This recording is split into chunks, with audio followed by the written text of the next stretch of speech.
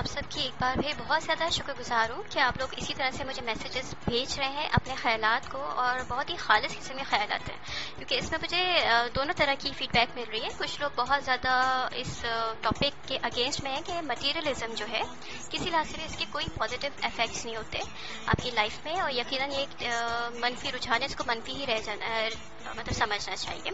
ये खास तौर पे ज़मान खान साहब कहते हैं, इनका ये कहना है कि मैं मुतमईन नहीं हूँ कि इसके कोई भी पॉजिटिव इफेक्ट्स हो।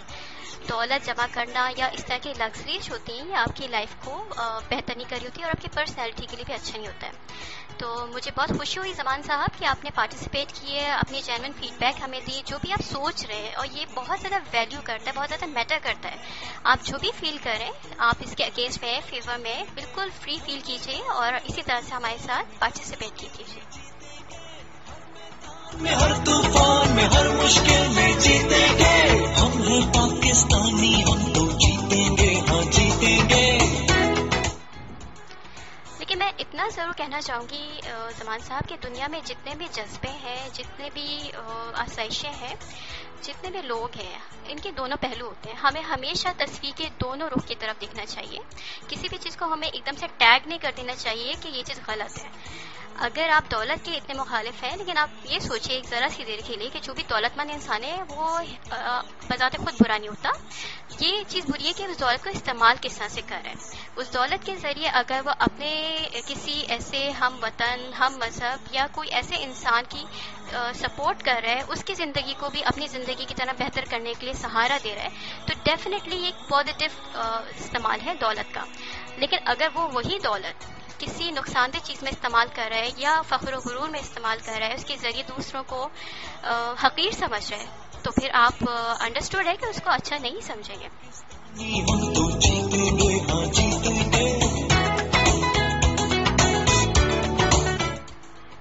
असद काफ़ी दफ़ा कंप्लेन कर रहे हैं कि उनको आवाज़ सही तौर पे नहीं आ रही। मैं बहुत माज़रत ख्वाह हूँ असद, थोड़ा सा मेरा गला भी कुछ ख़राब है और शायद कुछ नेटवर्क इशू है कि आपकी आवाज़ नहीं सही पहुँच पा रही। पूरी कोशिश मैं कर ज़रूर रही हूँ कि आप तक आवाज़ सही तौर पे पहुँच जाए।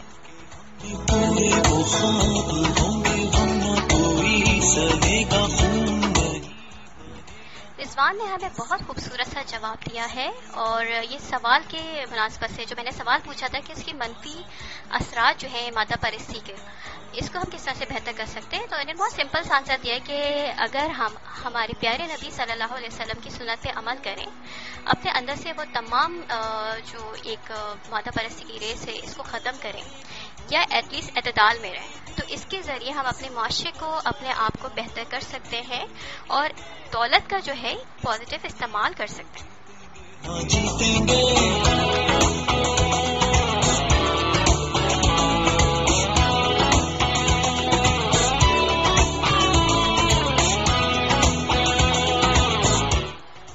सीमा ने मुझे दोबारा से, बल्कि आई थिंक इनका थर्ड मैसेज है इस शो में, लेकिन आई एम सो सॉरी सीमा, आपने काफ़ी लंबा सा मैसेज किया है जो कि पूरा का पूरा पढ़ना पॉसिबल नहीं है, लेकिन इन्होंने एक बहुत खूबसूरत सी चार्ली चैपलिन की सेइंग हमें भेजी है।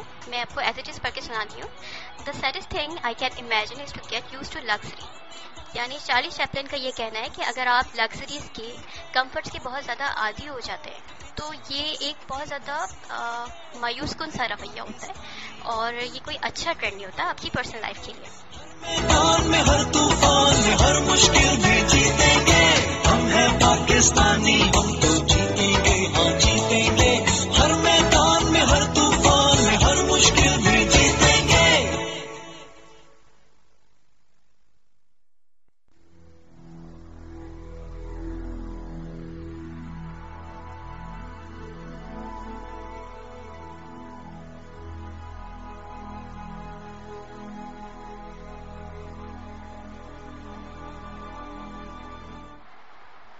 काशिफ साहब भी उन्हीं हज़ात में शामिल हैं जिनकी सोच ये है कि मादा परस्ती जो है इसमें कोई पॉजिटिविटी नहीं होती। आज तक इनको कभी इसका कोई मस्बत पहलू नज़र नहीं आया और ये समझते हैं कि इसकी हमें मुखालफत ही करनी चाहिए, यानी इसको कंडेम करना चाहिए।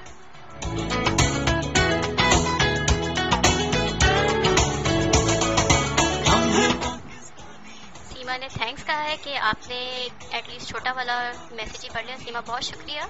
इसी तरह हमें शो में शामिल होते रहा करें, लेकिन प्लीज़ हर दफ़ा छोटे मैसेज के साथ। जीतेंगे हर मैदान में हर तूफान में हर मुश्किल में जीतेंगे।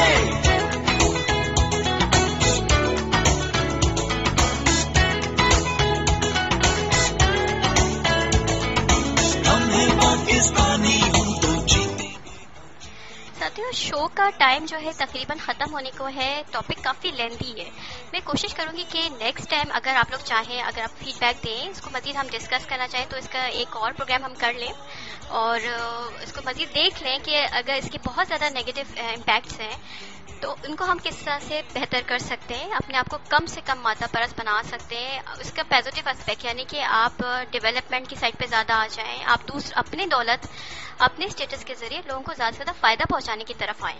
तो इन सारी चीज़ों को हम देखेंगे अपने नेक्स्ट शो में। अगर आप मुझे फीडबैक के ज़रिए बताएं कि आप इसी पे मज़ीद डिस्कशन सुनना चाह रहे हैं, करना चाह रहे हैं, हिस्सा लेना चाह रहे हैं, या फिर ये कि हमें कोई नया आइडिया दें, कोई नया टॉपिक भी ज़रूर सजेस्ट करें। आज मैंने फजल का आइडिया यहाँ पे डिस्कस किया है। नेक्स्ट टाइम मुझे बहुत खुश होगी अगर मेरा कोई दूसरा लिसनर इसमें अपना एक कंट्रीब्यूट करे।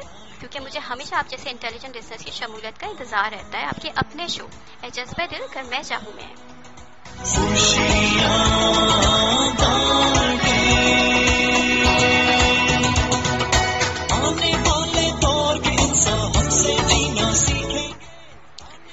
सत्य, लेकिन एक बात मैं जरूर आपसे यहाँ पे शेयर करना चाहूंगी और प्रोग्राम का एंड नोट भी करना, ये है मेरा मकसद ये है कि थोड़ा सा सम अप जरूर करूं कि जहां तक नेगेटिविटी की बात है तो ये काफी ज्यादा है और इतनी ज्यादा है कि अक्सर लोगों के दिमाग में सिर्फ नेगेटिविटी ही होती है, उनको कोई इसका फायदा नजर नहीं आता। जैसे काशिफ साहब ने कहा कि मुझे कम अज कम इसका कोई फायदा नजर नहीं आता, तो ये बिल्कुल उनकी बात सही है कि ज्यादातर इसके नुकसान आती है, क्योंकि इसके लिए आपको ज्यादा से ज्यादा आसाइशों के उसूल के लिए अपने आप को ज्यादा से ज्यादा मसरूफ रखना पड़ता है, मल्टीपल जॉब्स करनी पड़ती हैं, दूसरे से मुकाबले उसका स्टेटस रेस जो कहते हैं उसमें आपको इन्वॉल्व होना पड़ता है, और उसके लिए आप हर जायज नाजायज जरिए से पैसे कमाना चाहते हैं और पैसे के बलबूते पे आसाइश हासिल करते हैं, फख्र और गुरूर का शिकार होते हैं, माशरे में अपने से कमतर लोगों से आप बहुत ज्यादा हिकारत से बिहेव कर रहे होते हैं और अपने से बढ़तर लोगों से आप बहुत ज्यादा जेलस होते हैं, जो कि दोनों ही खतरनाक है।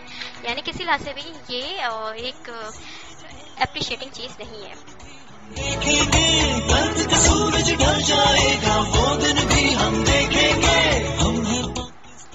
इसी नोट के साथ मैं फिलहाल शो का इख्तिताम यहाँ पे कर रही हूँ। काफी लेंथी टॉपिक है, इसके बहुत सारे नुकसानात हैं जो हमारे माशरे को, हमारी जिंदगियों को इफेक्ट कर रहे हैं। कभी कभी बहुत ज्यादा डायरेक्टली हिट करते हैं, कभी हमें फॉर द टाइम बिंग नहीं पता चल रहा होता है, लेकिन आगे जाके पता चलता है कि उस वक्त जो हम बहुत ज्यादा महव हो गए थे और जिंदगी में सिर्फ हम पैसा कमाना और स्टेटस हासिल करने में बहुत ज्यादा मसरूफ हो गए थे, तो इस टाइम के दौरान हमने कितने खूबसूरत रिश्तों को खो दिया, कितने खूबसूरत मौकों को खो दिया जो जिंदगी हम इंजॉय कर सकते थे एक सादा जिंदगी को अपना के।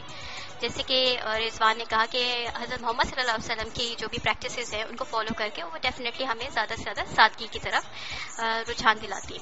लेकिन इसके साथ ये ज़रूर हमारे मज़हब की टीचिंग कि अगर आप दौलतमंद हैं तो आप पे ये अल्लाह ताला का करम है, अपनी दौलत से आप खुद भी इंजॉय कीजिए और इसका एक हिस्सा लाजमी तौर पे अपने जैसे दूसरे इंसानों के लिए रखिए, उन पे खर्च कीजिए, उनकी ज़िंदगी को अपनी तरह बेहतर और आसान बनाने के लिए कोशिश कीजिए।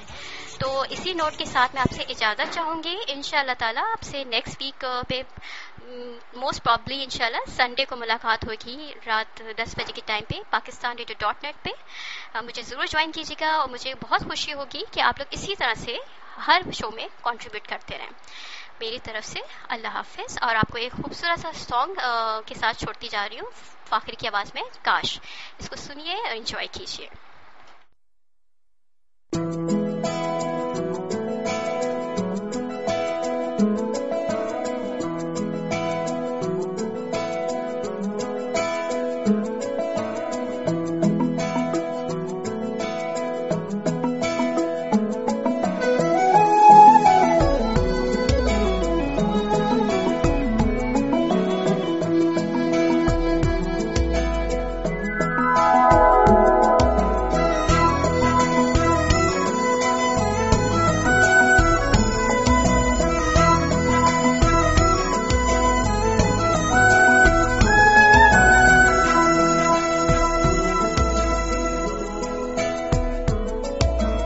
काश हम जुदा ना होते, कभी अलविदा ना कहते, चाह नहीं था फिर भी पड़ा हमको जाना, तुम हमको याद रखना, कभी दिल से ना बुलाना,